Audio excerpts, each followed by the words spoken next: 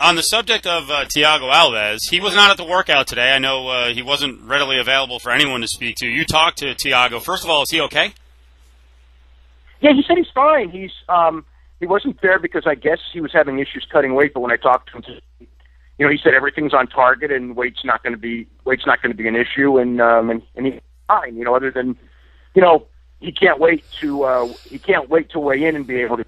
He is obviously dieting pretty strict right at this moment, and that's always kind of makes you miserable. Right, but this is a news story when a guy who had to bow out of his last fight card because of a brain abnormality and then subsequent surgery in their workout day. I mean, it kind of gets the rumors flying. Yeah, I mean, and also a guy who his fight with Matt Hughes, he missed weight by several pounds, although he was injured. The week before, or like 10 days before, or something like that, with his ankle, and couldn't do cardio at the end. So, and also took cortisone, which kind of made losing water weight a lot more difficult. So, but he's a really, really big welterweight. He cuts a lot of weight. I mean, you're talking about a guy who, they say has gone into the cage at 200 pounds after weighing in at 170, and he expects to go in between 190 and 195 after cutting. So you're talking about a guy who has it's a heavy cut. I was talking to our buddy Kevin Ioli today on radio locally here in Vegas, and I threw it out at him. Listen, you can do what you want with your career, with your body, but I kind of figure that Alves got a little bit of a scare. Like, it's a view on, hey, what could happen? Your career could be taken away pretty easily, pretty quickly. It could all go away after the brain issue. And I'm a little shocked that he's still walking around at like 195, 200, 205 pounds between fights, and is putting anything in jeopardy at this point, and doesn't just cut down on weight a little bit so that the weight cut the week of the fight is easier.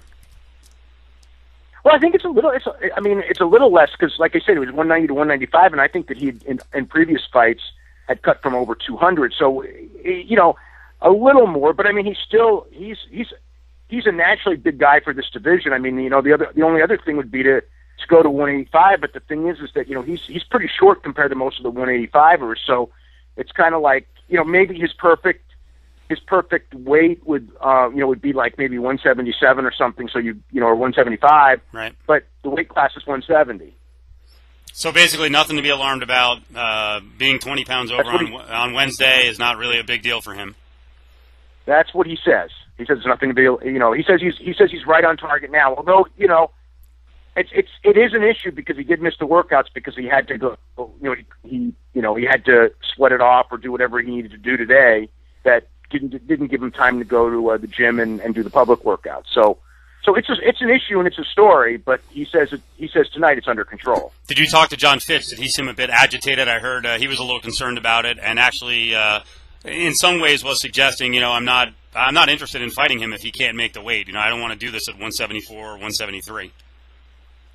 I did not talk to John Fitch. I mean, the impression that I had was come the day of the show, he's a gamer and he's going to fight, but I mean, he may, if Alves doesn't make weight, they're going to have to come to an agreement on something.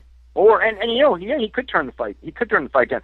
I would wonder if he would, just because he's been waiting for this fight. Let's face it, this fight's been scheduled since December 12th in Memphis, Tennessee, and this would be, if it doesn't happen this time, this would be the fourth time that it was postponed. So it is an interesting decision, though. If Alves didn't make the weight, Fitch could look at this and go, well, I can't really afford a loss here because people. It's not like Matt Hughes was excused from the loss when he agreed to fight Alves when he was 176. A loss is still a loss. Well, the thing is, to the public will see it. Even the public will see it as a loss and will not. As far as your reputation and everything like that, it's still going to go as a loss. I mean, even if it's not in the weight class, if Fitch were to fight an overweight Alves, in theory, if that were to happen, it would, take him out of the picture as far as a championship match. That's what I was going to say. Imagine this is a scenario. Imagine if Campman pulls the mild upset on Jake Shields. They don't want to move Campman into that spot immediately. Fitch loses to Alves. Fitch isn't getting GSP. Yeah, and Alves might. And Alves might. Alves beat Hughes, while being overweight, and it did, and he did end up getting GSP. He did. Interesting, very interesting. As the UFC turns, a lot of drama even 4 days before the fights, right? Oh yeah. Especially this one because it's a show with a lot of repercussions. And three fights have championship repercussions. Thiago Alves is the winner certainly has to be in line for a welterweight title. Dos Santos and Nelson, the winner is in line, for the next heavyweight title fight after Lesnar and Kane, and then the other one is a championship fight where is talked more than anyone has talked before championship fight in a long, long time. Yep. And it's put up time. You know what I mean?